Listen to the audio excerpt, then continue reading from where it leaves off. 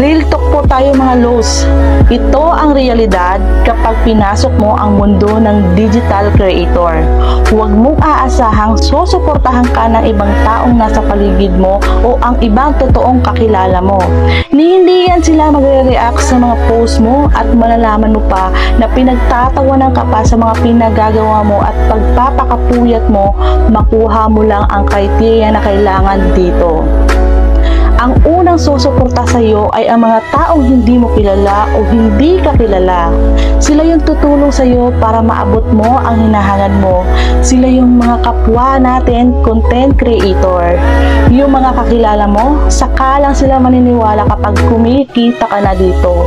Yung dating dinededma ka at initsipwera ka, kapag nakita ka nilang kumikita na dito sa pagpapakahirap mo, bigla na lang yan magme-message sa iyo at kukumustahin ka na dati naman hindi nila nagagawa noon.